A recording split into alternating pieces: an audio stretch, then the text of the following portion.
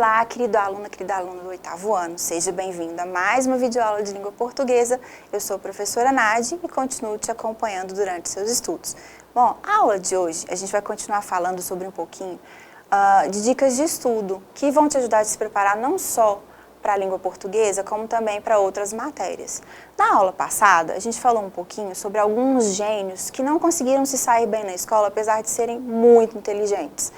Que é o caso, por exemplo, do Albert Einstein, do Thomas Edison, do Benjamin Franklin, do Steve Jobs e do Bill Gates, que não se saíram muito bem na escola, mas se saíram muito bem e contribuíram muito com as suas descobertas para a humanidade. E por que será que eles não se saíram bem na escola? Bom, porque existem 9 tipos diferentes de inteligência. E, quem sabe, o tipo de inteligência que predominava nesses gênios não era contemplado pelas metodologias da escola da época que eles estudavam. E tendo essa informação, a gente consegue melhorar as nossas técnicas de estudo. Identificando o seu tipo de inteligência, você vai conseguir aprender mais rápido, com mais facilidade, de maneira mais significativa e prazerosa. Bom, e o psicólogo e pesquisador que descobriu esses 9 tipos de inteligência foi o Howard Gardner. Isso nem é novo, isso é da década de 80, mas esses estudos foram aprimorados, né? A gente tem mais informação nos dias de hoje, mas continua sendo aí uma teoria muito atual, muito bacana. E olha só, são esses aqui os principais tipos. Vamos falar um pouquinho mais de cada um deles? Olha só, inteligência espacial. Ela está ligada à capacidade de processar informações tridimensionais e diferenciar cores, linhas, espaços, figuras e formas. As pessoas que têm esse tipo de inteligência predominante, elas têm competência e costumam associar imagens a conteúdos e situações para conseguirem fixar o contexto, já que são boas observadoras. Então, são aquelas pessoas que têm uma memória visual muito boa, que lembram do que tinha desenhado no quadro, que lembram das imagens do livro que ela estava estudando, que tem facilidade com a trigonometria. Bom, segundo tipo, corporal sinestésica. Tem boa coordenação corporal, possuem reflexos apurados, movimentos precisos, gostam de aulas práticas com montagem, construções, objetos, simulações. Elas gostam do movimento, elas gostam de praticar esportes, elas gostam de fazer anotações. Bom, musical, o próprio nome diz, né? Essas pessoas têm muita habilidade com música, com instrumentos, com ritmos, com canções e também têm muita habilidade aí com as emoções, né? São pessoas muito sensíveis, enfim.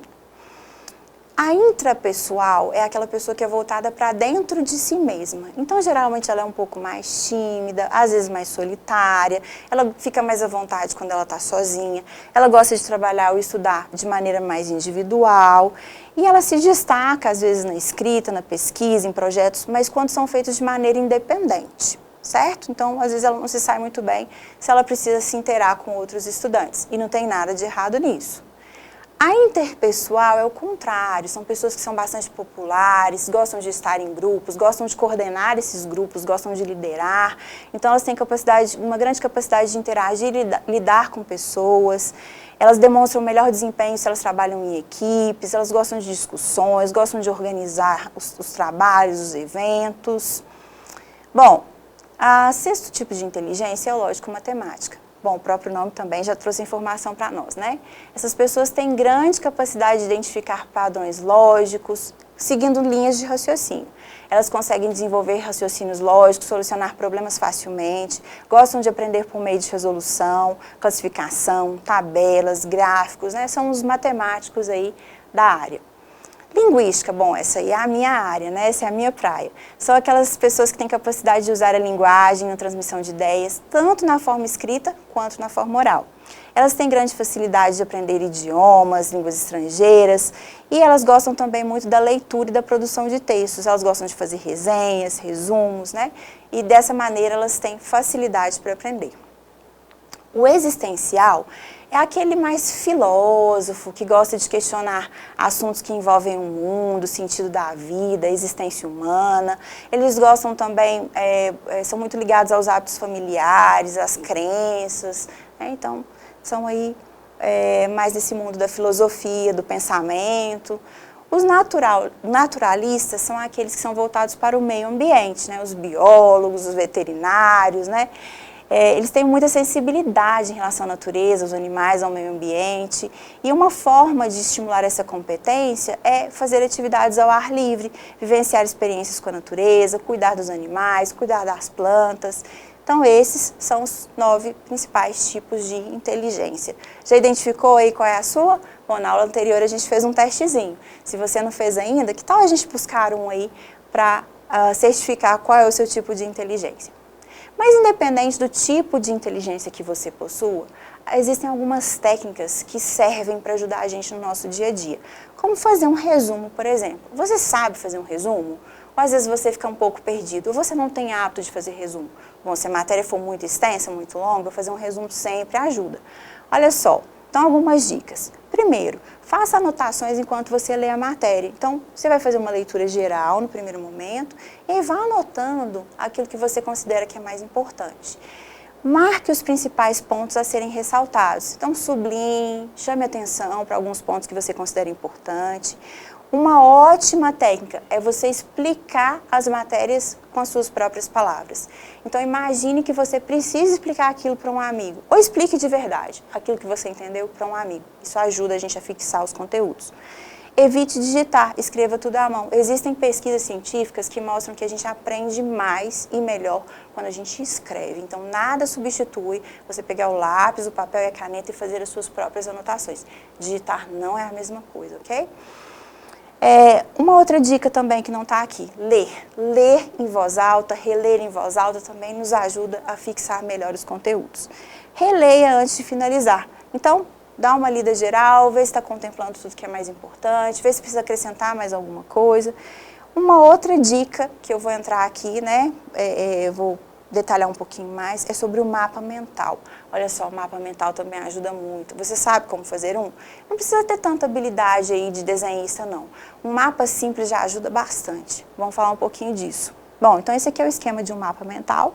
O mapa mental ele nos ajuda a planejar, organizar, criar novas estratégias. Ele inova, ele pode nos inspirar, ele pode resolver alguns problemas que a gente tem de aprendizagem, nos ajuda a comunicar melhor e a aprender.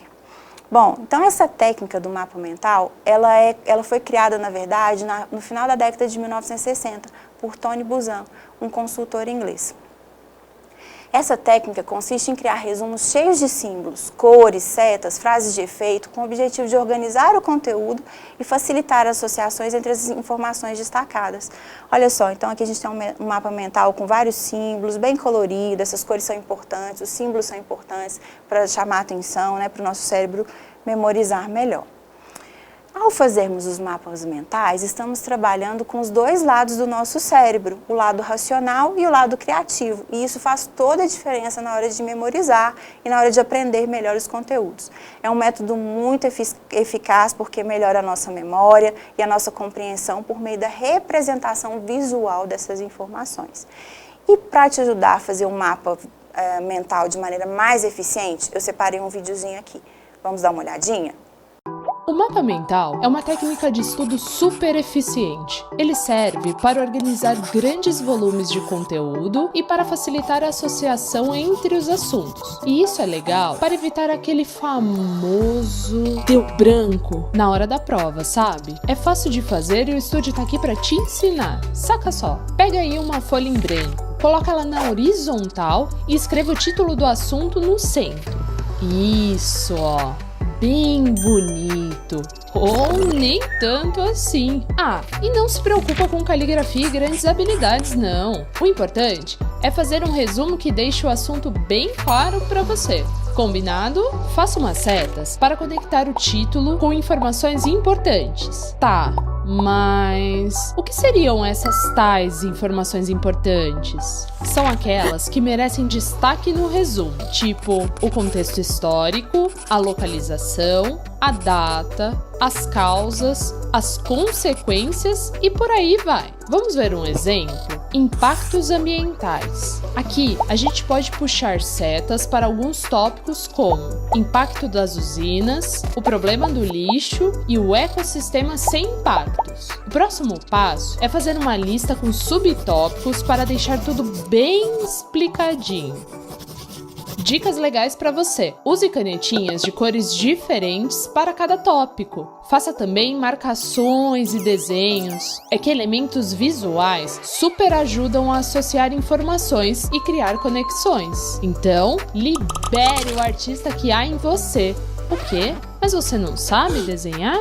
Relaxa, não precisa manjar de pincéis para montar bons mapas mentais. É só seguir essas orientações que você vai ter um mapa bem funcional. Para não se confundir, a dica é: dê uma cara diferente para cada mapa que você for desenvolver. Mas se o objetivo é relacionar um assunto com outro, você também pode fazer um mapa interdisciplinar. Legal, né? E se o seu negócio é usar recursos online, existem sites para isso, como o MindMeister, o Kaggle, o MindNode e o Canva.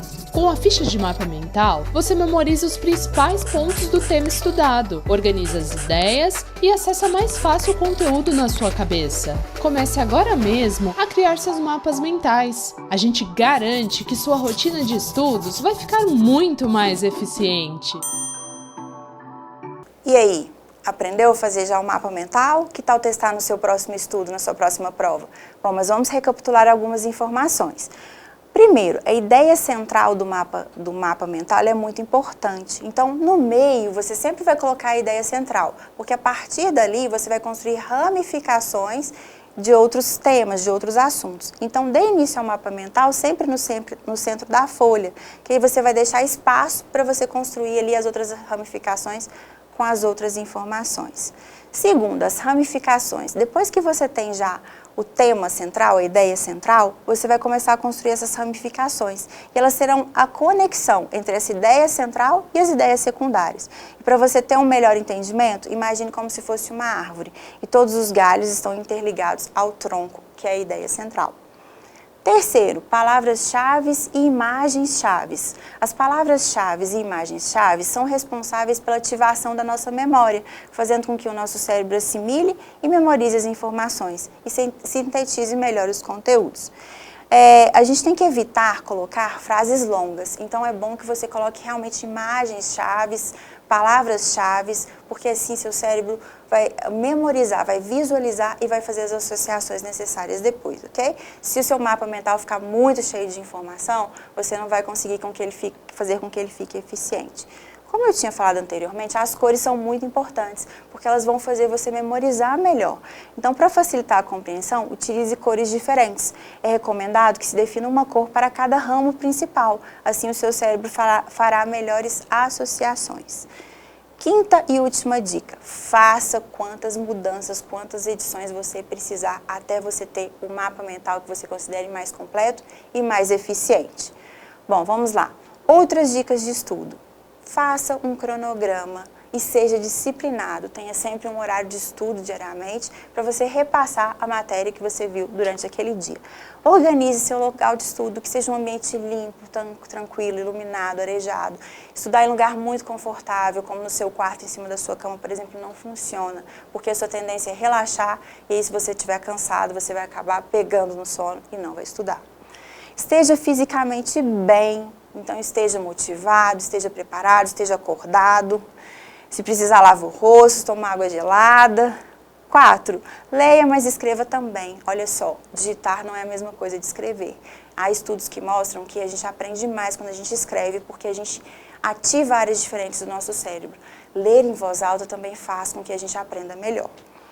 Escreva à mão e leia em voz alta. Afaste de interferências e distrações. Então, se você vai estudar, não fique com a TV ligada ou com o celular do lado. Qualquer tipo de distração tira o nosso foco e a gente deixa de aprender. Quando a gente percebe, a gente já perdeu bastante tempo aí, né, envolvido nessas distrações externas. Estude com os amigos ou estude sozinho. Às vezes vai ser bom você estudar com algum amigo para você poder explicar a matéria para ele, ou o contrário, para ele poder te explicar. Mas vocês têm que ter muita disciplina e não perder o foco. Estudar sozinho também é bom e muitas vezes é necessário, para que a gente fixe melhor a matéria. Faça resumos, esquemas, mapas mentais, né, como a gente acabou de ver. Estude com antecedência. Não adianta você querer que seu cérebro aprenda muitas coisas ou retenha muitas informações um dia antes da prova. Isso não vai funcionar. Então, você precisa estudar aos poucos para que você tenha tempo de revisar a matéria, que você realmente aprenda e não fique só memorizando. Porque o que a gente memoriza, a gente esquece. O que a gente aprende, a gente não esquece. Bom, vamos lá. Vamos então falar um pouquinho mais de dicas. 9 dicas de estudo que são baseadas em estudos científicos, ou seja, são dicas que são eficientemente comprovadas pela ciência. Vamos conferir? Aqui é o Seja Uma Pessoa Melhor e hoje vamos falar sobre estudos. Não é surpresa que muitos de nós queremos estudar de maneira mais inteligente ao invés de por muito tempo. Mas quais dicas de estudo realmente funcionam, baseado em ciência, e que podem te ajudar a melhorar a conseguir as tão desejadas notas máximas? Pesquisas mostram que sessões de estudo são mais efetivas quando são pequenas e curtas, ao invés de condensar tudo em uma sessão de 10 horas de estudo. É bem mais efetivo dividir em 20 sessões de 30 minutos espalhadas em algumas semanas. Isso acontece porque seu cérebro fixa melhor a informação com sessões curtas e repetitivas ao invés de uma sessão longa. E é também por isso que aprender diferentes habilidades, seja cantar, jogar ping-pong ou aprender a tocar algum instrumento, segue basicamente esse mesmo formato. Dica número 1. Divida seu estudo em pequenas sessões espalhadas durante semanas. Enquanto estudar a noite toda pode ser quase um ritual, na verdade, isso se relaciona muito mais às notas mais baixas. Após sessões noturnas de estudo prolongadas, foi comprovado que o raciocínio e a memória podem ser afetadas negativamente por até 4 dias inteiros. Ao contrário, determinando horários específicos em um dia ou ao longo da semana, apenas para estudar, prepara seu cérebro a criar uma rotina. Rotina é a base da eficiência, qualquer que seja o assunto. A longo prazo, o estudo se torna mais fácil, já que seu cérebro está treinado a aprender nesses momentos. Dica número 2. Determine horários de estudo. Enquanto muitos de nós passamos incontáveis horas relendo passivamente anotações e grifando o livro, estudos mostraram que isso não é tão efetivo. Isso não melhora significantemente seu entendimento de temas, nem melhora a conexão entre conceitos-chave. Pode em muitos casos até ser prejudicial, pois pode desviar sua atenção para informações menos importantes. Cartões de memória, por outro lado, têm se mostrado como excelentes ferramentas de reforço para a memória, seja durante seu cronograma de estudos ou fora dele, como no caminho de ônibus de volta para casa. Para quem ainda não sabe, eles funcionam da seguinte maneira: você escreve uma pergunta em um dos lados do cartão e a resposta no verso. Quando diversos cartões estiverem disponíveis, basta usá-los nos momentos oportunos e testar seu conhecimento. Dica número 3. Use cartões de memória. E já vamos direto para a dica número 4. Tenha um objetivo específico para cada sessão de estudo. Da mesma forma que um arqueiro nunca acertará alguma coisa se ele não tiver um alvo, não há força de vontade que ajude quando não temos um objetivo a cumprir. Ao invés de estudar sem objetivo, escolha um tema para se focar, seja equilibrar reações químicas ou aprender a tocar determinada música. E agora, como já disse Einstein certa vez, se você não consegue explicar algo de modo simples, é porque ainda não entendeu bem a coisa. Pesquisas em que pessoas tiveram que aprender uma parte de um texto e que para metade delas foi dito que elas seriam avaliadas sobre o material, enquanto que para outra metade foi dito que elas teriam que ensinar a outros estudantes, os participantes que tiveram que ensinar compreenderam melhor os pontos importantes. Quando você se prepara para ensinar um conteúdo a alguém, seu cérebro organiza a informação de uma forma mais lógica e coerente. É mais ou menos o que eu faço aqui. Tento organizar as ideias de uma forma lógica e coerente para passar para vocês. Dica número 5. Ensine alguém. Lógico que não iria deixar essa para trás. Dica número 6. Faça simulados. O simulado não só avalia o desempenho do seu cérebro, mas também quando você comete erros, ele te ajuda a identificar as lacunas em seu conhecimento. Também já foi mostrado que simulados aumentam a confiança e assim levam a melhores desempenhos. E aí, onde você deveria estudar? Pesquisas indicam que ter um local designado para estudo e que seja bem equipado com todas as ferramentas que você precisa é o melhor lugar para estudar. Assim como designar horários, ter um espaço usado somente para o estudo prepara seu cérebro, fazendo com que ocorra o efeito priming, que já foi citado no vídeo do livro Rápido e Devagar, de Daniel Kahneman. Nesse caso, ele ajuda seu cérebro a associar local de estudo com o estudo em si. Dica número 7. Defina um lugar de estudo. E aí, você tem uma playlist fantástica para estudar? Não tão rápido. Enquanto algumas pesquisas indicam que alguns tipos de música clássica ajudam a melhorar a concentração, uma pesquisa recente sugere que ouvir barulhos ritmados de fundo é prejudicial para o foco, e aqueles que não escutam música durante os estudos se saem muito melhor. Dica número 8.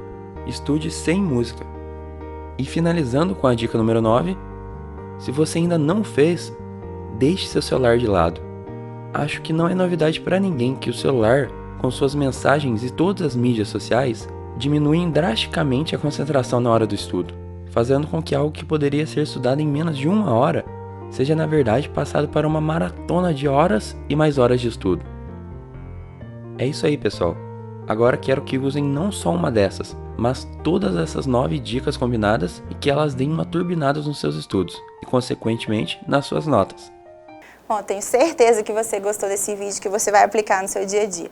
Mas vamos lá, olha só, tem um outro teórico aqui que eu quero mostrar para você. É o psiquiatra William Glasser. Ele foi pesquisar sobre como nós aprendemos. Então, ele utilizou várias análises aí de ferramentas diferentes de estudo para chegar à conclusão que ele chegou. Então, ele classificou cada um dos métodos e ferramentas por meio de suas respectivas eficácias e a capacidade de assimilação desses conteúdos. Ao fazer essa classificação, ele criou uma proposta que visa otimizar o aprendizado de alunos de diferentes plataformas e definiu as formas como aprendemos. Então, ele chegou nessa pirâmide de aprendizagem aqui. E o que ele verificou? Olha só, qual que é a maneira mais eficiente de aprender? É quando eu ensino. Isso mesmo, quando eu aprendo e ensino para outras pessoas, quando eu passo aquilo que eu aprendi, quando eu explico para outras pessoas aquilo que eu aprendi. Então, 10% eu aprendo lendo, 20% escutando, 30% vendo, 50% vendo e escutando, 70% conversando, perguntando, repetindo, numerando, reproduzindo, definindo, debatendo. 80% escrever, interpretar, expressar, revisar, identificar, etc. E 95% explicar, resumir, estruturar, definir, generalizar, elaborar, ilustrar. Ou seja, você aprende e você ensina. É a melhor maneira. Bom, então essa foi mais uma videoaula de língua portuguesa. Nós falamos de dicas de estudo, técnicas de estudo que vão te ajudar na sua vida escolar e não servem apenas para o português, ok? Serve para qualquer disciplina que você precise se preparar. A gente falou dos tipos de inteligência, nós falamos de técnicas para fazer resumos, mapas mentais, algumas dicas de estudo baseadas aí na ciência, inclusive a pirâmide do aprendizado de Glasser. Espero que você tenha gostado. Esse foi mais um vídeo educativo do nosso canal, TV Araxá Educa. Te vejo na próxima aula. Até lá!